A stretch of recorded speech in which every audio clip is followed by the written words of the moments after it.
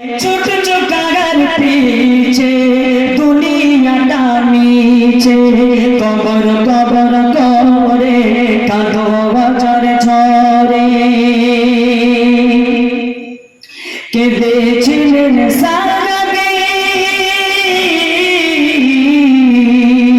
কেঁদেছিলেন সাহাবী হযরতে ওসমান গনি করতো না জারি চোখ ভিজে পানি কবর কবর করে কাঁদো বছর ঝরে কবর কবর করে কাঁদো বছর ঝরে ছোট চোখার পিছে দুনিয়াটা নিচে কবর কবর করে কাঁদো বছর ঝরে আল্লাহুম্মা সাল্লি আলা সাইয়্যিদিনা তোমার রাজ দুলারা এলো তোমার রাজ দুলারা মাগো মা আমিনা কেঁদো না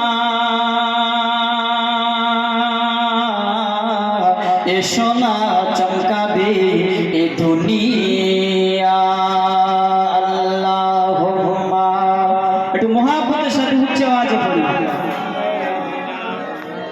মাওলানা মুহাম্মদ ওয়া আলা আলি সাইয়্যিদিনা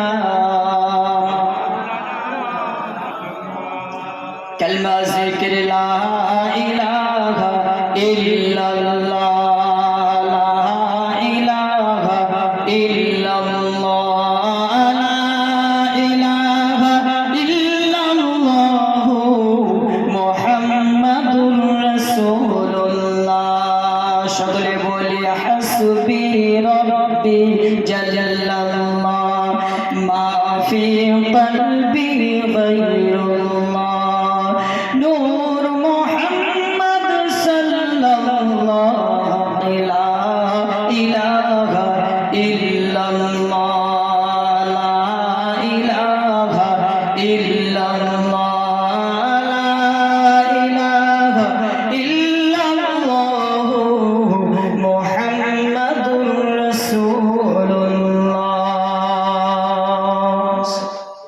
সমস্ত প্রশংসা সমস্ত তারিফ সেই মহান রব্বুল আলামিনের দরবারে চট করে ও সন্তানের দান আজকে সেই মায়ের মুখে লাথি মারতে যাও আজকে সেই মায়ের ভাত দিতে কষ্ট হয় আজকে সেই মায়ের কাপড় দিতে কষ্ট হয় একবার চিন্তা করো তুমি যখন মায়ের গর্ভে ছিল মা জননী তোমার জন্য কত কষ্ট করেছিল ও সোনার মানিকেরা আজকে আমি আপনাদের কাছে বলতে চাই ঠান্ডা মাথায় শুনবেন বাবা মা জননী ওই বাড়ির তালাটা সরিয়ে রেখে দিয়ে যন্ত্রণায় চটপট চটপট করিতে থাকে মা সংসারের কাজ করতে পারে না আস্তে আস্তে দিন যায় তোমার পেটের মায়ের পেটের ভিতরে তোমার আকৃতিটা যখন বড় হয় মায়ের কত কষ্ট কত যন্ত্রণা কত বেদনা মা ডাক্তারের কাছে যায়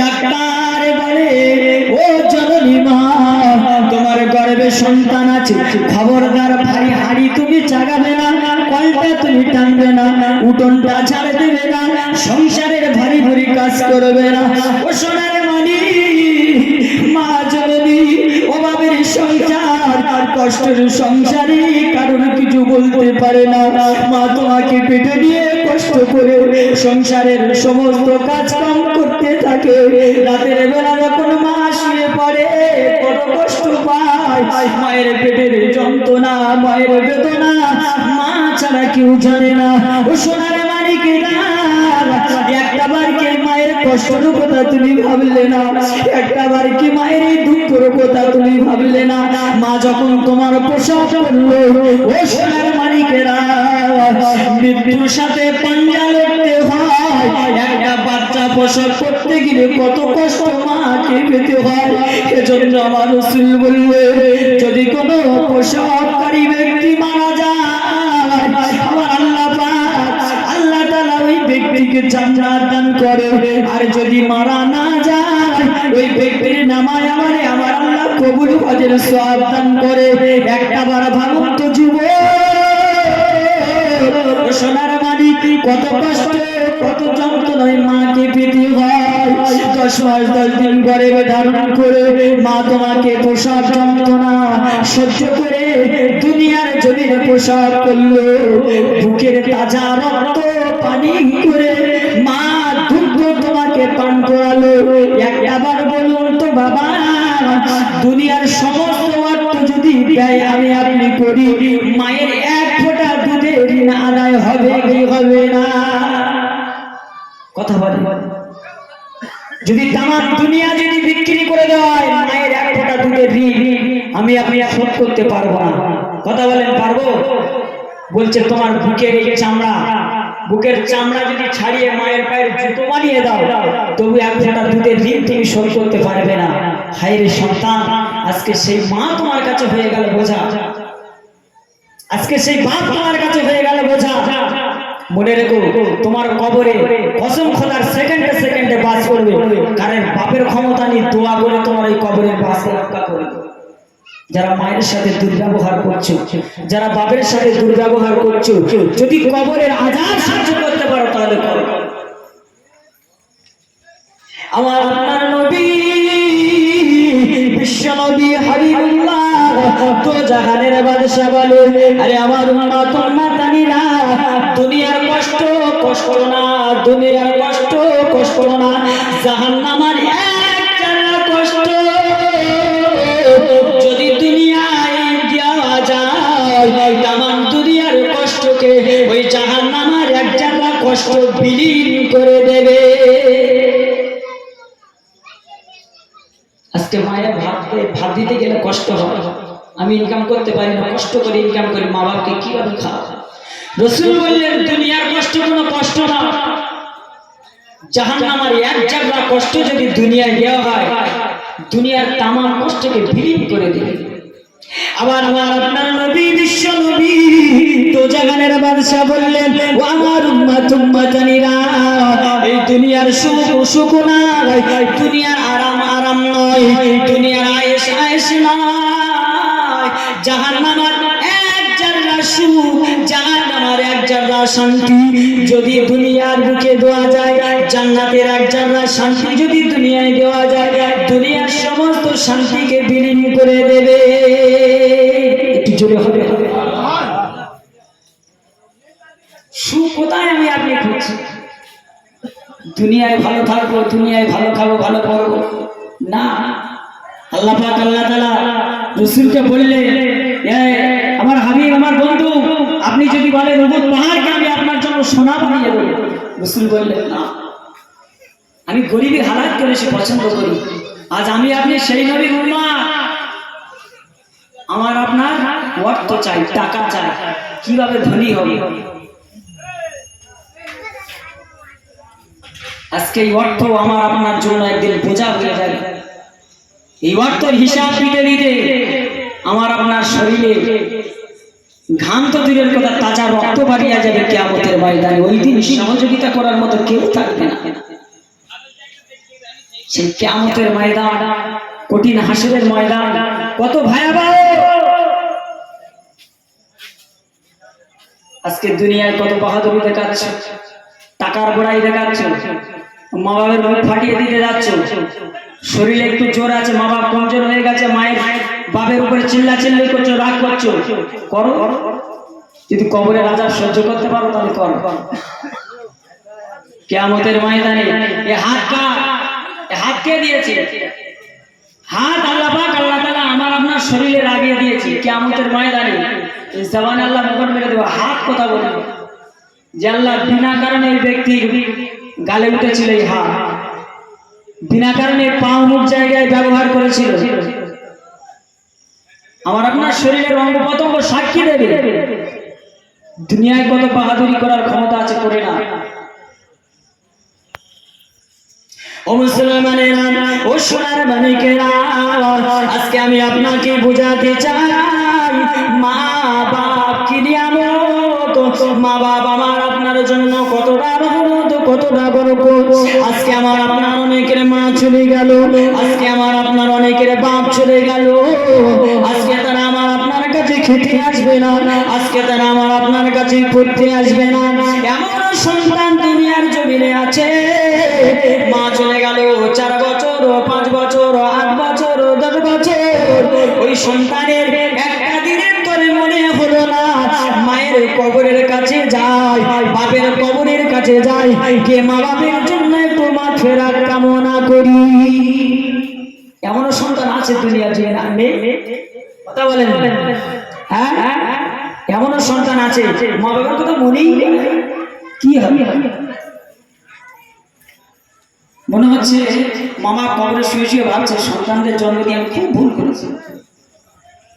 জেনে রাখো মুসলমান,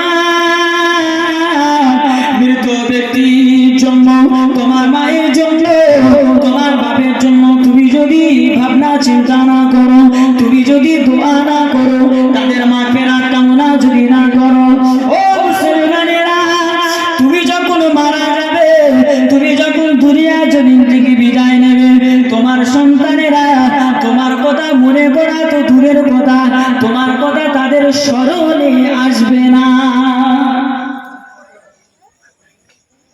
তুমি যেমন করবে তোমার সন্তানরা তেমন ব্যবহার তোমার সাথে করবে।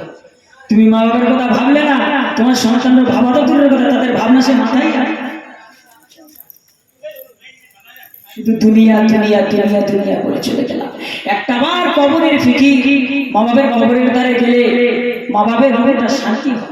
যদি কোনো সন্তান মা বাবার কবরের ধারে গিয়ে নেক দিলে, খালেস দিলে, শুধু এতটুকুই যদি বলে আহা আল্লাহ এটাই আমার মায়ের কবর, এটা আমার বাপের কবর, এটাই আল্লাহ পাক খুশি হয়ে মা বাপকে নাজাত দান করতে পারে, সেটুকুনি বলার ক্ষমতা, সেটুকুনি বলার সময় আমাদের না।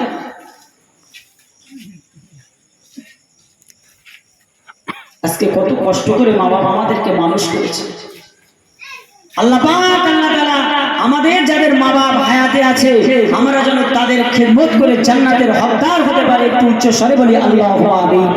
আল্লাহ যেন মা বাবার খেদমত করার তৌফিক দান করে, বলি আল্লাহু আমিন। মা বাবা বড় রহমত আমার আপনার জন্য।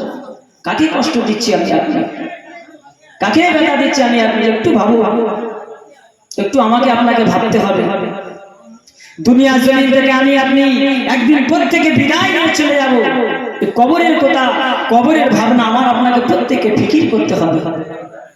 এই কবরের কথা চিন্তা হয় আমার, কথা বলেন না? হয় বড় মানুষ চিন্তা করি বলেন, কেউ চিন্তা করে? নবী সাহাবা যাদেরকে আল্লাহ পাক আল্লাহ তাআলা জান্নাতের সার্টিফিকেট দিয়েছে, আমার আপনার নবী সাহাবা সিদ্দিক আকবর আল্লাহ পাক যাকে জান্নাতে সুসংবাদ দিলেন।